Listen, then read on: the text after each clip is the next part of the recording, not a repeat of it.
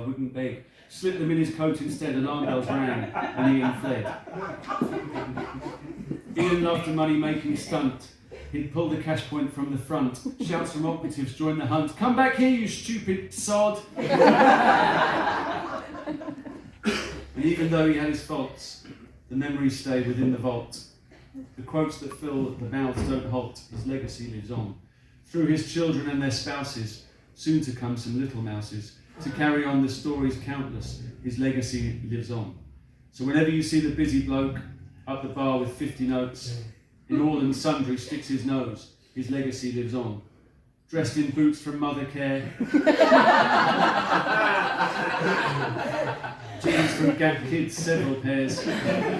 He's here, he's there, he's everywhere, his legacy lives on. They seek him here, they seek him there, those damn police seek him everywhere. Is he in heaven or is he in hell? That damned elusive shat-at dog.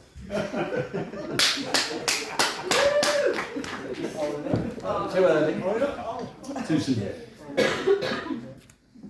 The service is being filmed, and Aaron will be editing the footage. If you're in a rush for a video, I would suggest volunteering to edit it yourself. So if you wait for him to do it, maybe Ian will be dead for real, and Sarah will be pity fucked by Ashley.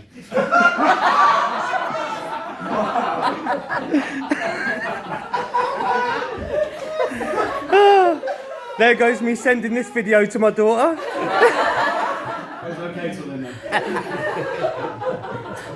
For most of us, as a young man, Ian didn't take any shit off anyone.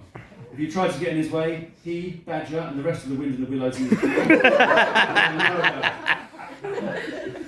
He was never a saint. I mean, he wasn't as rebellious as Lewis and standing in the corridor when you weren't allowed to. He had his rough edges. For most of us, that was part of his charm, his character, his free-flowing views in the evening leading to the inevitable apology tour in the morning.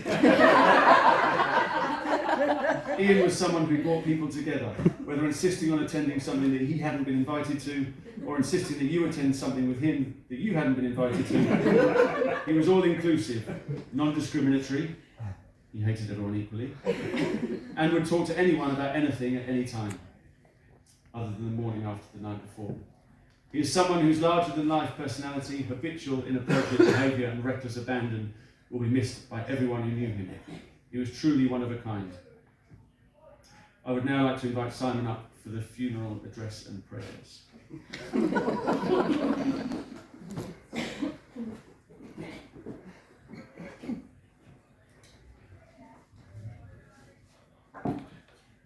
As I was preparing a reading for this evening, I found myself reading a lot of poems and found myself thinking a lot about what Ian would say if he heard some of the more common funeral poems.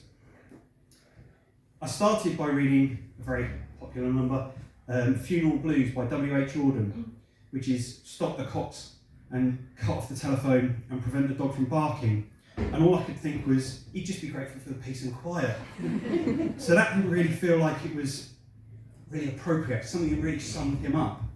Then I just carried on reading, aeroplanes cycling overhead, scribbling messages in the sky. He'd probably like that because he's a bit of a egotistical prick.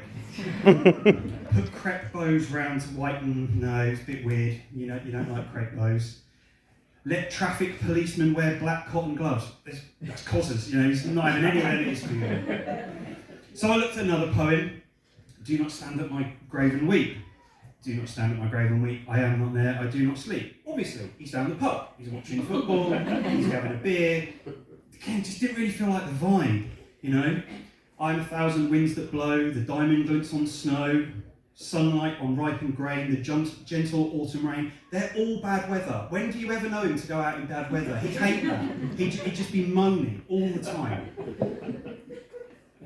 So, yeah, I was like, that's not going to work. And I had another read through, and I found another one, If I Should Go, by Margaret Mead, who's like, if I should go before the rest of you. I was like, well, straight away, we know that's not going to happen, because he's been moaning that he's going to outlive every one of us for all eternity. Break not a flower, nor inscribe a stone. Again, weird comment, he won't like that, that's odd. nor when I'm gone speak in a Sunday voice. Well, he knows for a fact